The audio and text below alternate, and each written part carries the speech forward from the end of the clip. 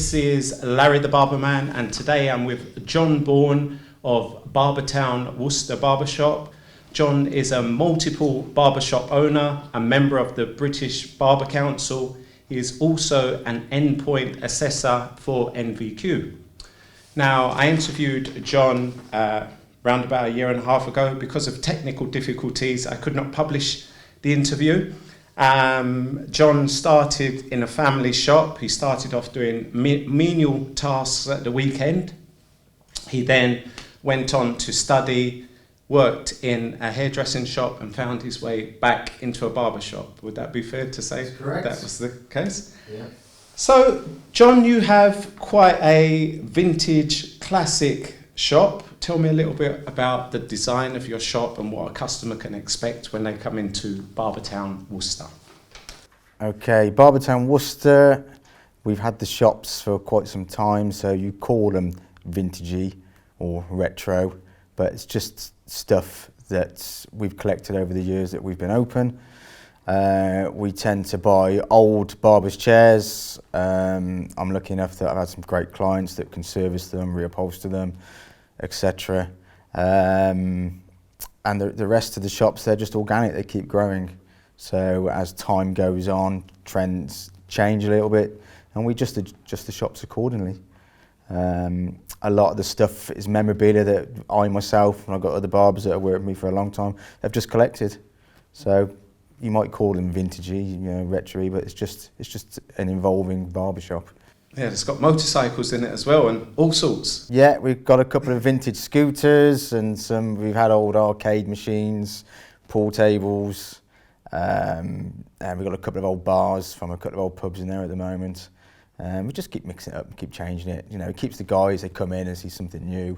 Oh yeah, what's that over there? That's really cool. So it's really good. And I spend a lot of time in the shops, so they're a home from home, so, You've actually got 3 shops. When I came to see you had 2. Right. Tell me about the 3 different locations and what people can expect when they come to you. Firstly and foremost, we are community barbershops. We are not in a town centre as such or on a high street. We're not far away.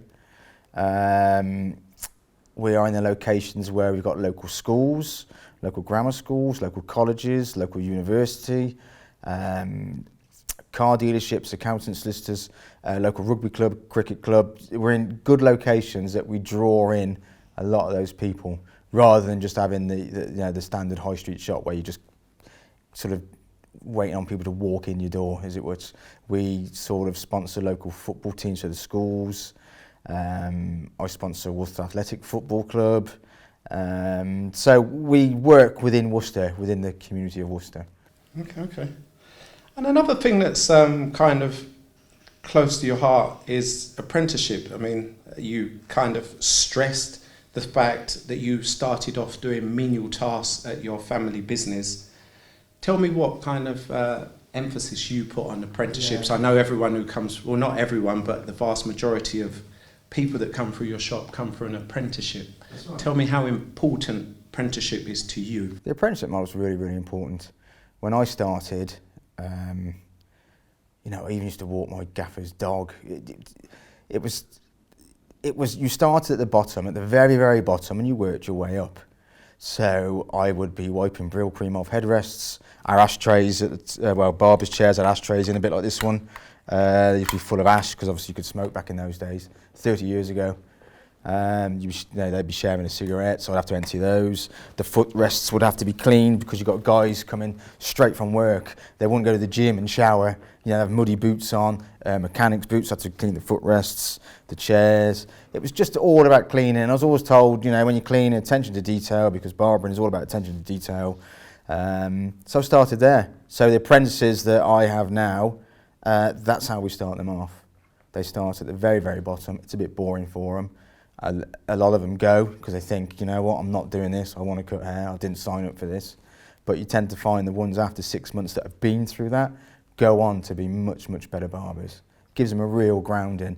And, one day they get their own shops. I've trained some people that now have great businesses. They've moved on. We stay in touch. But they wouldn't have had that training, I'm sure. They would not have appreciated, having their own business as much. Okay, so that young kid that's listening to this interview and you've said, this is what you used to do, what do you feel the importance of just doing that, just watching, maybe subconsciously, would do for them by just doing that and not thinking they can delve straight in? Well, my guys now that I have on, we are going to be taking on a new apprentice soon. I've got an apprentice who's coming to the end of his apprenticeship, and it's been a 2-year apprenticeship. It's not been going to a college course, get your piece of paper, and then you just get behind the chair. So his role now is he comes in the morning, he smashes everything out, he cleans the coffee machine, he makes sure we've got clean gowns, the water sprays are filled, the back mirrors are clean, because one of my bugbears is sticky products, fingertips. You pick a back mirror up, you go to show someone the back of the head, there's finger marks all over it. So he does all that. And then by about lunchtime, everything's done, and then he's shadowing and asking questions, and we tell him the answers. And then we spend a day a week with him or her, get a few models in, and then it's 2 days a week, 3 days a week, and eventually start building their own clientele. But it takes 2 years to get to that point. Okay. I mean, you're so into this kind of apprenticeship and going to college thing to the point that you're actually an endpoint assessor for the NVQ. Tell me what this entails. Okay, the endpoint assessor's role is if you're a local college and you're a student there and you're doing your MVQ level 2, which is, in my opinion, an introduction into barbering. Doesn't mean you're a qualified barber. It's a tick box exercise. Yeah, today you've got to do a moustache trim, so you do a moustache trim, and you can do that.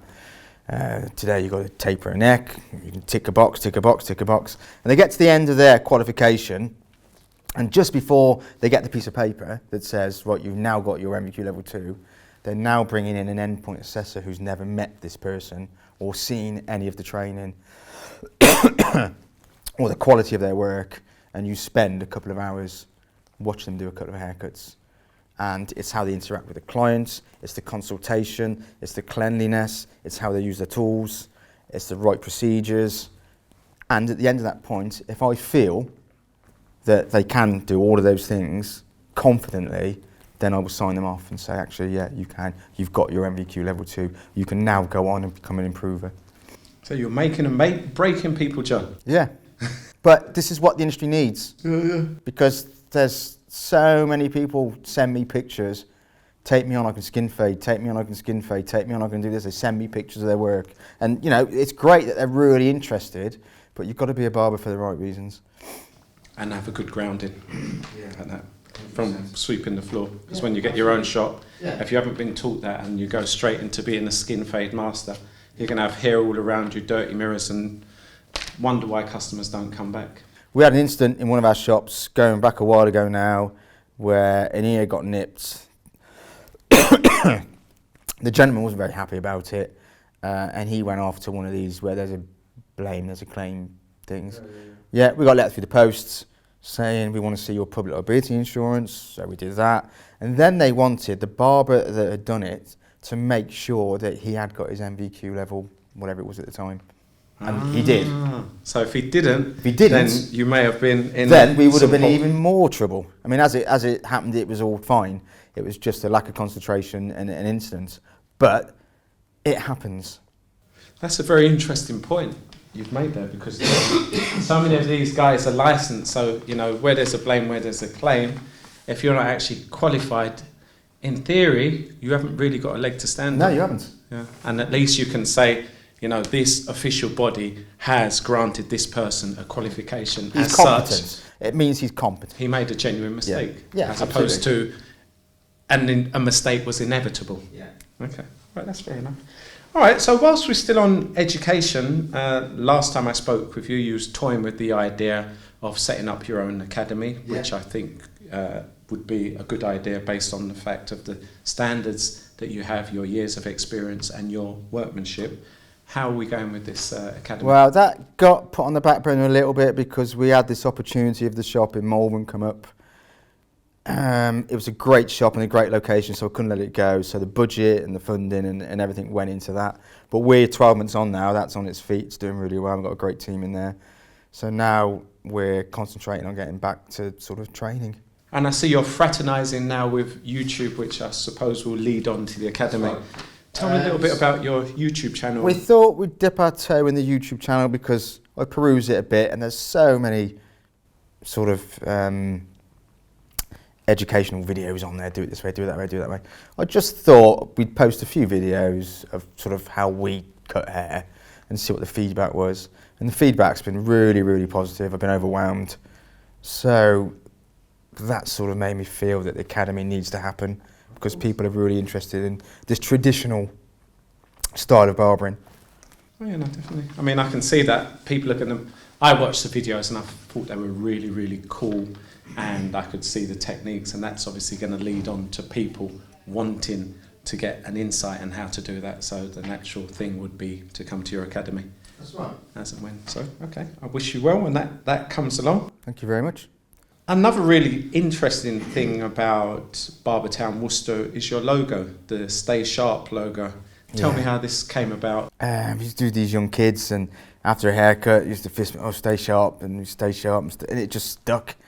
And now it's this thing. I wish I could patent it, really, because everybody uses it, and we use it, and if I got £1 for every time it was used, I wouldn't be sat here now, I'd be in the Bahamas. But it's just a thing that we use all the time, stay sharp, and I think it's a bit of a mantra or motto, just stay sharp in life, just make sure you're switched on. It's simple, it's effective, it's sharp. Yeah, it is. Are these available in t-shirts? Yeah, we do t-shirts. We've got a web shop that's just opened up, barbertown.co.uk. Click on shop, yeah. We've got stuff being added all the time. It's been a process I've never done before, so it's been quite slow getting off the ground. So I didn't realise all the legalities involved with actually having your own web shop. You know, you've got people's card details, you've got to keep secure. There's been a lot to it, so it's been a slow burner, but we're there now, it's open. Everything runs really smooth, we've got stuff being added all the time. The YouTube videos are going to be on there. There's going to be a few little educational snippets on there. There's going to be when we're going to be running courses on there. So it's, you know, keep visiting, there's always going to be new content. And in terms of products, other than the Stay Sharp t-shirts, what other products can people get from your website? We do the uppercut range, we do the Ruzel range, we do Pro Razzo range, and again we've got other ones being added all the time. 27 years in the business, or is it 29 years in the 30 business? this year. 30 years in the business. Yeah. I know I don't look it, but yeah.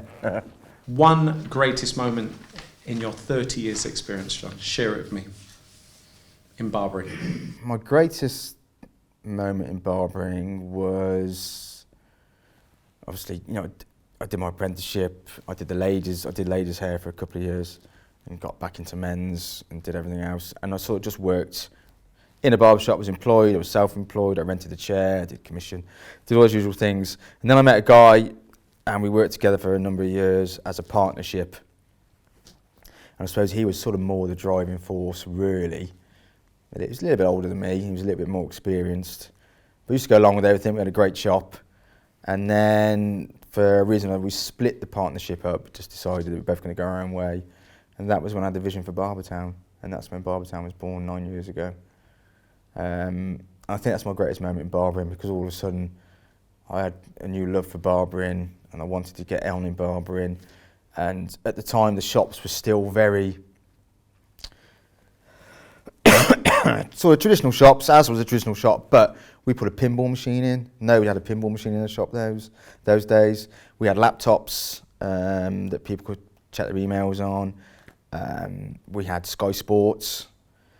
So we were doing that sort of 9 years ago this year, and now sort of a lot of other barbershops offer these services, which is great, because I think, you know, it's what guys want.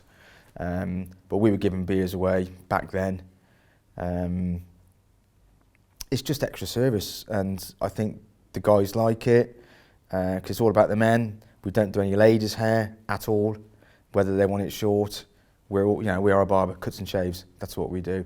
We don't do any colouring, we don't do any perming. It's just barbering. So you was doing that whilst your partner was there and you disagreed with that?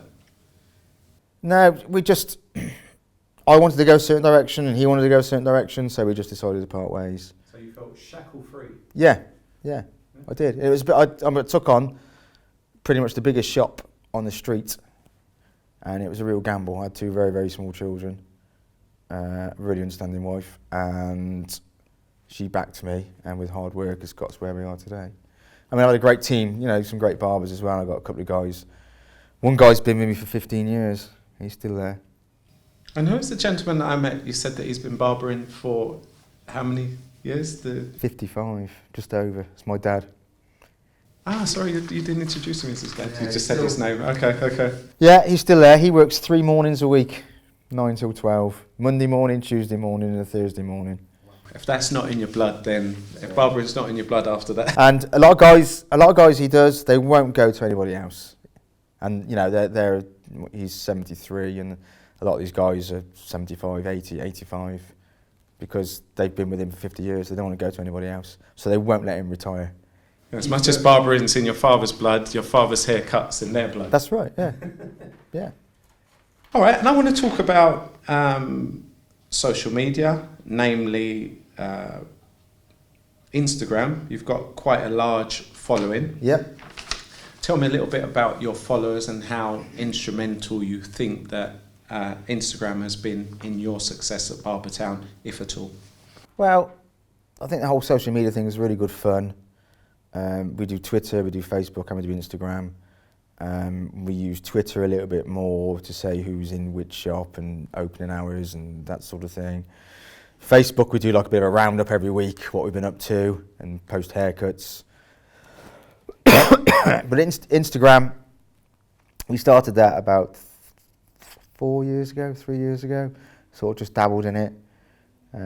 Post 3 or 4 pictures a day of what sort of things we get up to, haircuts. And it's just grown, and I think Instagram grew as well, and with that we grew. And on the back of that, I've met some great people. I've been offered some great opportunities, and even to this day, I've had a message today from somebody that wants to do some traditional barbering tutorials, and that's come through a message from Instagram. So it's a great tool if you use it correctly. I think I know the answer to this question, but why do you think that you've got the numbers that you have? Because you've got, is it 60 odd thousand?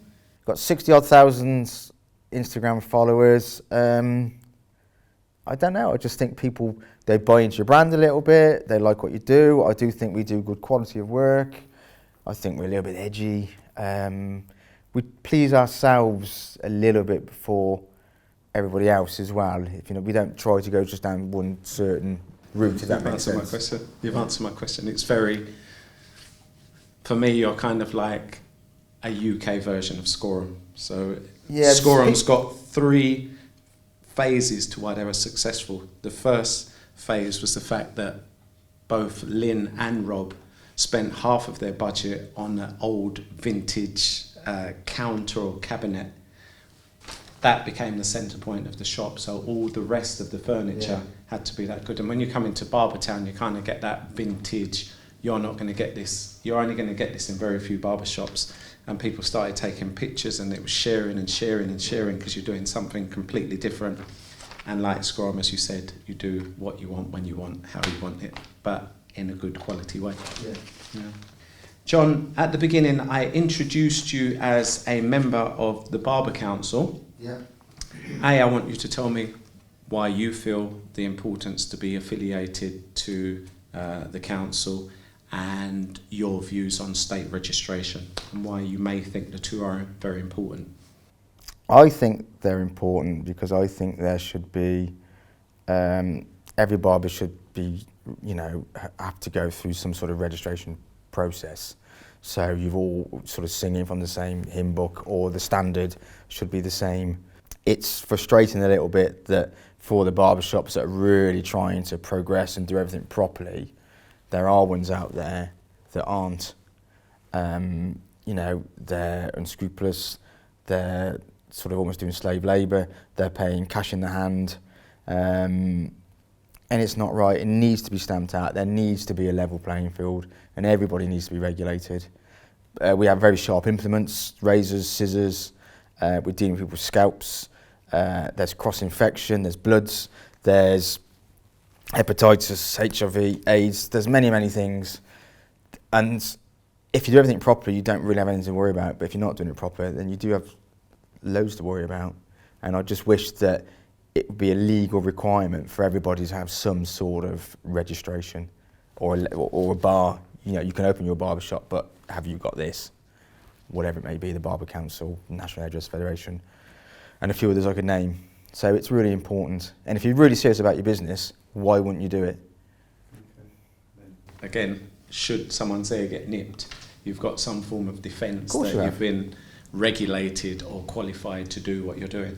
We get people come in the shop and say, I went so-and-so last time, oh, I've scratched my neck because the kids are not zero gapping their clippers properly. You know, the bottom blades slightly overlapping. And it's almost like, you know, it's chewing up. It's bad practice. Whoever owns the shop or the barber, whether he's sent to do it on YouTube or whether his gaffers told him to do it, if there was a level playing field and you had to be registered, those things wouldn't happen. But they're happening all the time. And the zero, I mean, I keep having this conversation with people about zero gapping. Zero gapping is not for everyone. If you're heavy-handed, you wouldn't want to zero gap it. If you're light-handed, then yes, the word sounds cool and it makes you sound professional because you have got your clippers zero gapping, but know the pressure of your hand before zero gapping. And if you are going to zero gap it, it needs to be based on your pressure, not the fact that you're on zero. I've said my bit. You know, today, you know, I've been here wandering around and stuff, and some great barbers, but, you know, some people, they just scrub and they scrub and they scrub and they scrub, and then they brush and they brush and they brush and they scrub and they scrub and they brush and they scrub and they brush and they scrub. You know, what are they scrubbing? There's nothing there. It's gone.